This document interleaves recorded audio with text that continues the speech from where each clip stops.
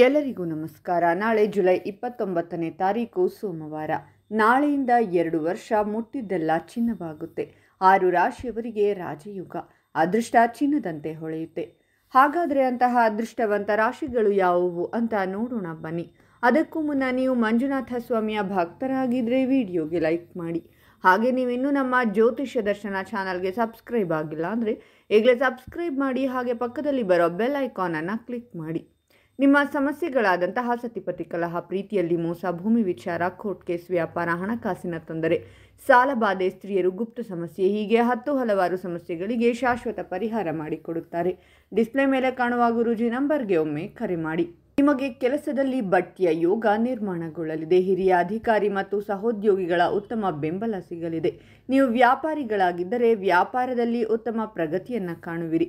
ವ್ಯಾಪಾರದಲ್ಲಿ ವಿಸ್ತರಣೆಯಾಗುವುದರೊಂದಿಗೆ ಉತ್ತಮ ಲಾಭವಾಗಲಿದೆ. ಇವರಿಗೆ ಪಿತ್ರಾರ್ಜಿತ ಆಸ್ತಿಯಿಂದ ಅತ್ಯುತ್ತಮ ಲಾಭವಾಗಲಿದೆ. ದಾನ ಧರ್ಮದ ಕಾರ್ಯಗಳಲ್ಲಿ ನಿಮ್ಮ ಆಸಕ್ತಿ ಹೆಚ್ಚಾಗಲಿದೆ. ಪಿತ್ರಾರ್ಜಿತ ಆಸ್ತಿಯಿಂದ ಈ ರಾಶಿಯವರಿಗೆ ಲಾಭ ಉಂಟು. ಸಮಾಜದಲ್ಲಿ ನಿಮ್ಮ ಗೌರವ ಹೆಚ್ಚಾಗಲಿದೆ. ದೂರ ಪ್ರಯಾಣದ ಸಾಧ್ಯತೆ ಇದೆ. ಕಳೆದು ಹೋದ ಹಣ ವಾಪಸ್ಸು ನಿಮ್ಮ ಕೈ ಸೇರಬಹುದು. ಸಂಗಾತಿಯೊಂದಿಗೆ ಉತ್ತಮ ಸಾಮರಸ್ಯವಿರಲಿದೆ. ನಿಮ್ಮ ಮಾತಿನ ಪ್ರಭಾವದಿಂದ ಯಶಸ್ಸು ಲಭಿಸಲಿದೆ. ಕೆಲಸದಲ್ಲಿ ಬಡ್ತಿ ಮತ್ತು ಸಕಾರಾತ್ಮಕ ಬದಲಾವಣೆಗಳನ್ನು ನಿರೀಕ್ಷಿಸಬಹುದು. ನಿರುದ್ಯೋಗಿಗಳಿಗೆ ಉದ್ಯೋಗ ಲಭಿಸುವುದು. ನಿಮ್ಮ ಆಸೆಗಳೆಲ್ಲವೂ ಈಡೇರುವುದರೊಂದಿಗೆ ಕಳೆದು ಹೋದ ಹಣವು ವಾಪಸ್ಸು ನಿಮ್ಮ ಕೈ ಸೇರುವುದು. ನಿಮ್ಮ ಆತ್ಮವಿಶ್ವಾಸ ಹೆಚ್ಚಾಗುತ್ತದೆ. ಜನರು ನಿಮ್ಮ ಮಾತಿನಿಂದ ಪ್ರಭಾವಿತರಾಗುತ್ತಾರೆ. ವೈವಾಹಿಕ ಜೀವನ ಸಂತೋಷದಿಂದ ಕೂಡಿರುತ್ತದೆ ಮತ್ತು ನೀವು ನಿಮ್ಮ ಸಂಗಾತಿಯೊಂದಿಗೆ ಪ್ರಗತಿಯನ್ನು ಹೊಂದುವಿರಿ.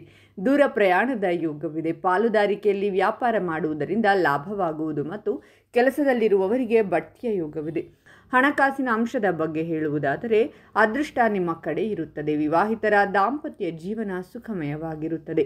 ಪಾಲುದಾರಿಕೆ ಕೆಲಸದಲ್ಲಿ ನೀವು ಉತ್ತಮ ಲಾಭವನ್ನು ಪಡೆಯುತ್ತೀರಾ. ಈ ಸಮಯದಲ್ಲಿ ನಿಮ್ಮ ಆದಾಯದಲ್ಲಿ ಭಾರಿ ಹೆಚ್ಚಳ ಕಂಡುಬರುತ್ತದೆ. ಅಲ್ಲದೆ ಹೊಸ ಆದಾಯದ ಮೂಲಗಳು ಸೃಷ್ಟಿಯಾಗಲಿವೆ. ಅದು ನೀವು ಹಳೆಯ ಹೂಡಿಕೆಗಳಿಂದ ಲಾಭವನ್ನು ಪಡೆಯುತ್ತೀರಾ. ಈ ಸಮಯದಲ್ಲಿ ನಿಮ್ಮ ಮಗುವಿಗೆ ಸಂಬಂಧಿಸಿದ ಕೆಲವು ಒಳ್ಳೆಯ ಸುದ್ದಿಗಳನ್ನು ಪಡೆಯಬಹುದು. ಅದೇ ಸಮಯದಲ್ಲಿ ನೀವು ನಿಮ್ಮ ವ್ಯಾಪಾರವನ್ನು ನಿರ್ವಹಿಸಲು ಸಾಧ್ಯವಾಗುತ್ತದೆ. ಈ ಅವಧಿಯಲ್ಲಿ ನೀವು ವ್ಯವಹಾರದಲ್ಲಿ ಕಡಿಮೆ ನಷ್ಟವನ್ನು ನೋಡುತ್ತೀರಾ. ನೀವು ಅನಿರೀಕ್ಷಿತ ಹಣವನ್ನು ಸಹ ಪಡೆಯಬಹುದು. ಅಲ್ಲದೆ ನಿಮ್ಮ ಸಂಗಾತಿಯೊಂದಿಗಿನ ನಿಮ್ಮ ಹೊಂದಾಣಿಕೆಯು ತುಂಬ ಚೆನ್ನಾಗಿ ಕಂಡುಬರುತ್ತದೆ. ನಿಮ್ಮ ಶಕ್ತಿಯ ಮಟ್ಟವು ಉತ್ತಮವಾಗಿ ಕಾಣುತ್ತದೆ. ಉದ್ಯೋಗಿಗಳಿಗೆ ಈ ಅವಧಿಯಲ್ಲಿ ಬಡ್ತಿ ದೊರೆಯಬಹುದು. ಈ ಸಂದರ್ಭದಲ್ಲಿ ಉನ್ನತ ವ್ಯಾಸಂಗವನ್ನು ಮಾಡಬೇಕೆನ್ನುವಂತಹ ಈ ರಾಶಿಯವರ ಕನಸು ಈಡೇರಲಿದೆ. ಈ ಸಂದರ್ಭದಲ್ಲಿ ಪ್ರಾಪರ್ಟಿ, ಮನೆ ಅಥವಾ ವಾಹನವನ್ನು ಖರೀದಿ ಮಾಡಬೇಕೆನ್ನುವಂತಹ ಆಸೆಯನ್ನು ಹೊಂದಿದ್ದರೆ ಆ ಆಸೆ ಕೂಡ ನನಸನ್ನು ಮಾಡಿಕೊಳ್ಳಬಹುದು. ಹಾಗಾದರೆ ಇಷ್ಟೆಲ್ಲ ಅದೃಷ್ಟ ಫಲಗಳನ್ನು ಪಡೆಯುತ್ತಿರುವ ರಾಶಿಗಳು ಯಾವುವೆಂದರೆ ವೃಷಭ ರಾಶಿ, ಮಿಥುನ ರಾಶಿ, ಕಟಕ ರಾಶಿ, ಸಿಂಹ ರಾಶಿ, ಕನ್ಯಾ ರಾಶಿ ಮತ್ತು ವೃಶ್ಚಿಕ ರಾಶಿ. ಇವುಗಳಲ್ಲಿ ನಿಮ್ಮ ರಾಶಿ ಇದ್ದರೂ ಇಲ್ಲದಿದ್ದರೂ ಓಂ ಮಂಜುನಾಥಾಯ ನಮಃ ಅಂತ ಕಾಮೆಂಟ್ ಮಾಡಿ.